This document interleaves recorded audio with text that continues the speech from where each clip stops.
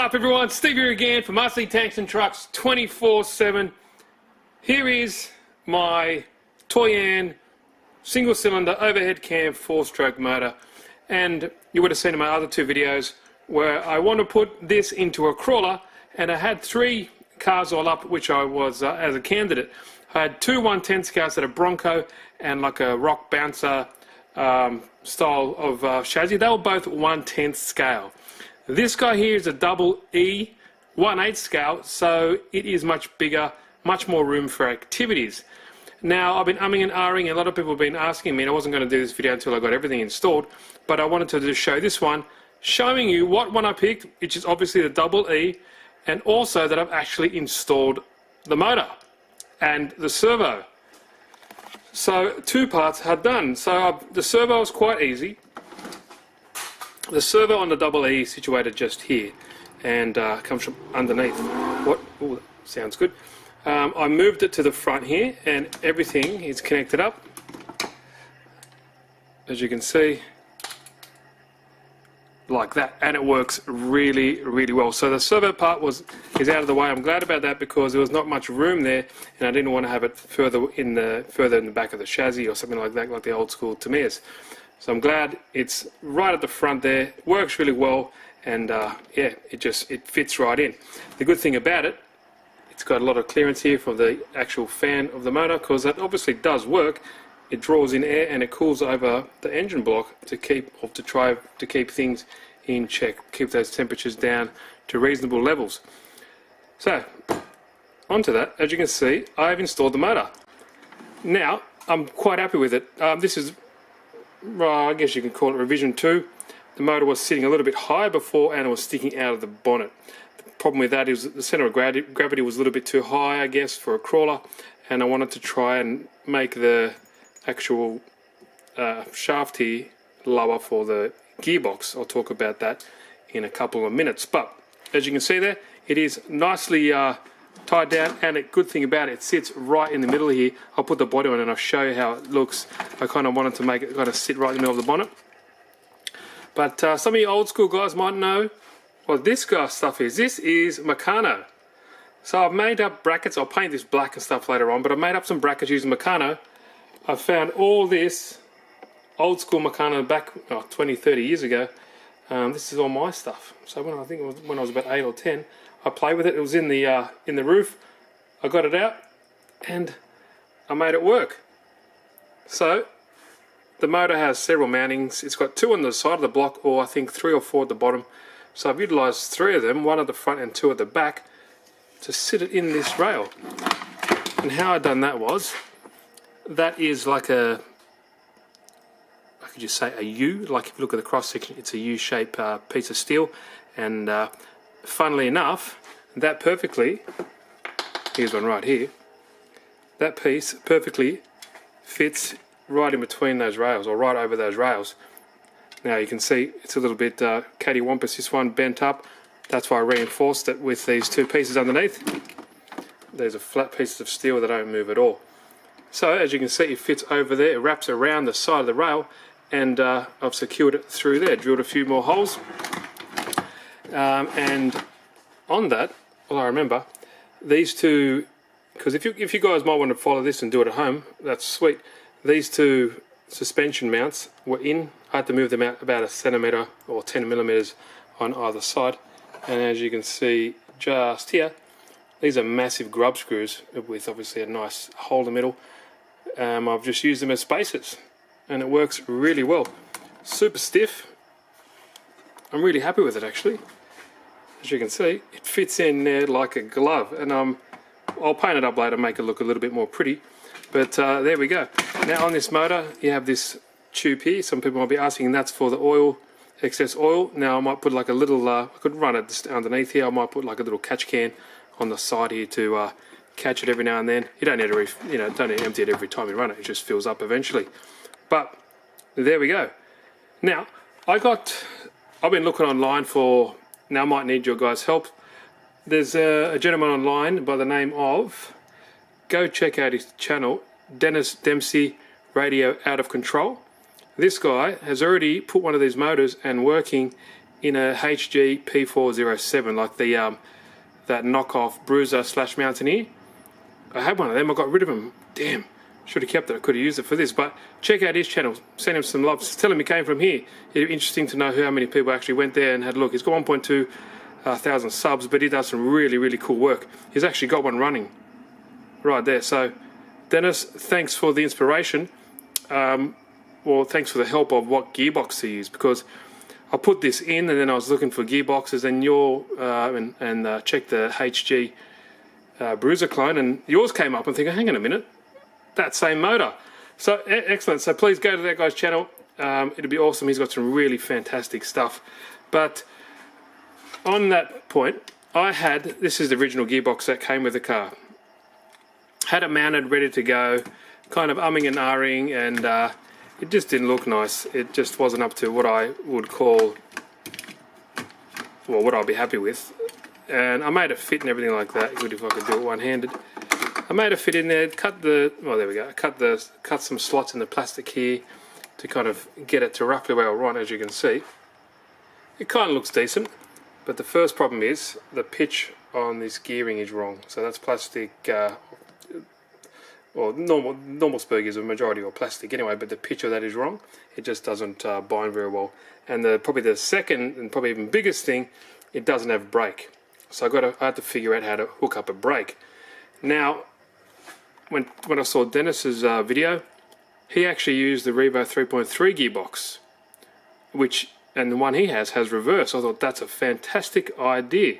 So, what do you guys think? Should I get the Revo 3.3 gearbox? I think it's fantastic because it's got, you don't necessarily need the reverse part, but it's got the brake and it fits in. It could fit in perfectly here because it's got a front and rear output for the front and rear differentials, or maybe an old T-Max. Maybe an old T-Max gearbox. That'll be pretty cool as well. But let me know what you guys think, because once that's in there, I'll make up a mounting here. Just get some nice aluminium plate, or try use some of that Meccano, fit it up here and get that mesh perfectly in line, because the motor's sitting where it is. It's not going to be moved. It's not going to move. Maybe there is slight movement for adjustment for the mesh to get that perfect, but I'll try to get that down pat when I do the gearbox. Maybe I'll make some little holes in there a little bit bigger so I can move that around and mesh it up pretty perfectly, because that wasn't on before. I received another package from Engine DIY, and that is another one of these starter sets to get these motors running, because when you get them, it just includes a flywheel, no clutch bell, no electronics. So, you know, that comes with an F-type OS plug for 4-stroke engines. Comes with another, that's the igniter for the glow plug, which you see just here. It's on the motor, that stays on there. It doesn't stay ignited, it just ignites it once it click that little switch. Fuel tubing, there's a little switch to start the starter motor. What else do we have in here? Fuel tank. And here is the starter system itself. So it's a Toyan Pro PQ, I think it is. It runs on 2 to 3S battery, and that's the one that you see. I'll show you later on. And that's the one that starts this little starter motor on the side, as you can see. So I got another one of those, and I needed a clutch bell. Now the good thing about Engine DIY, they have one which is a single speed like that, and also a dual speed clutch bell, which I had around here somewhere. I'm not too sure where it is. Oh, here it is. Just there. So I got that as well. Maybe you can make that work. But there's the motor. There's the other one there. So I might get one of those HGs, the Bruiser clones, and put that in there. Thanks to Dennis, and if I can get another one of those gearboxes. But that's the additional flywheel you get when you get the clutch bells, and this is a stock one that you kind of run if you want to leave it on a piece of wood and stuff like that. Just use it as a showpiece. There we go. But links in the description. Want to go check all that out, including the motors and the starting system and all that kind of stuff. So what I'll do, I'll show you how this looks. So if I can do it one hand, that'd be sweet. Now moving on, before I put it on, I might have to get rid of some of this interior, because I've got to obviously put the servos in, servo in there for the throttle and brake, and the fuel tank and some of this electronics, and then it'll also have a battery in there. Fun times, but hey, it's been fun so far. Now if I get this here, if I can do it one-handed, which I can, check out this. Check out how that motor fits in there like a glove. And the good thing about it,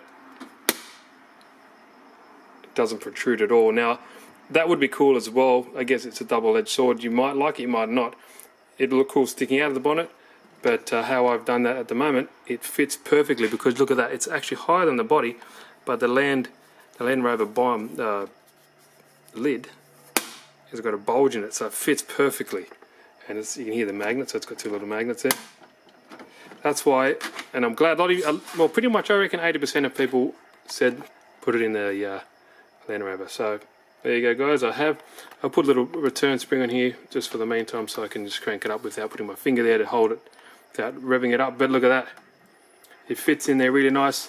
There's a grill at the front here with no holes in it, so I might get a Dremel and cut the holes in there, make it a real vent so it actually can suck in air, or help it anyway, to help this fan draw air over the engine itself. But isn't that pretty cool?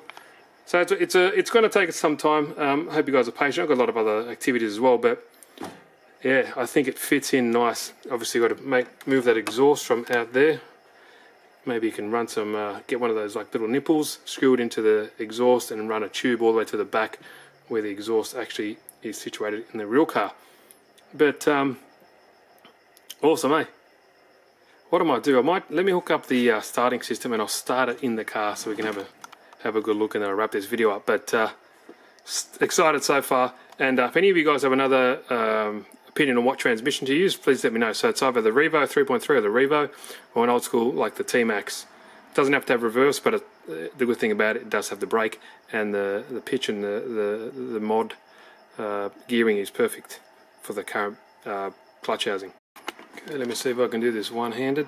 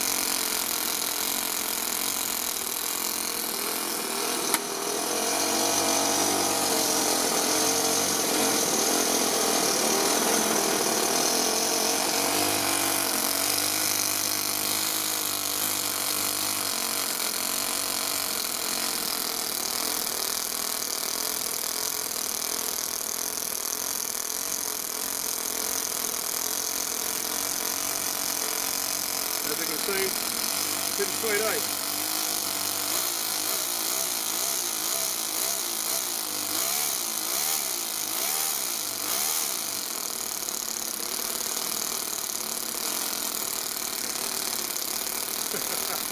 Oh, I love it. So I'm super pumped, as you can see.